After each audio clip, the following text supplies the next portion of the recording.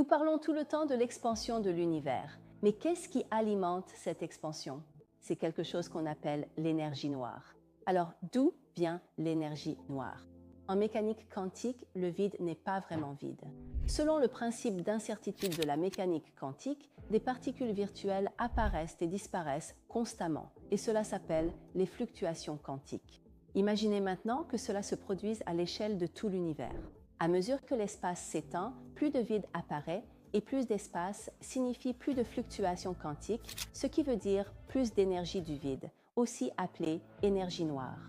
Mais attendez, si l'énergie noire ne cesse de croître à mesure que l'univers s'étend, pourquoi n'a-t-elle pas tout déchiré avant même que les galaxies ou la vie puissent se former? La réponse réside dans un réglage très précis. Dans un univers plat, les équations d'Einstein disent que la densité relative de l'énergie noire, oméga lambda, et de la matière, oméga matière, s'additionne toujours à environ 1.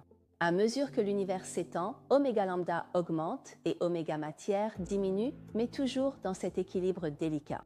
Revenons maintenant au début de l'univers. Si la constante cosmologique qui modélise l'effet de l'énergie noire avait été juste un peu plus grande, l'univers se serait étendu trop rapidement. Pas de temps pour les étoiles, pas de galaxies, pas de planètes et pas de vie. Et voici le plus surprenant.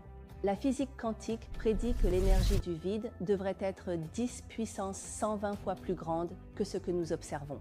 Un facteur 10 pourrait passer en physique, mais 10 puissance 120, c'est la pire prédiction de toute l'histoire de la science. Si cette prédiction était vraie, l'univers se serait étendu si rapidement que rien n'aurait pu se former, ni la matière, ni les étoiles, ni même nous.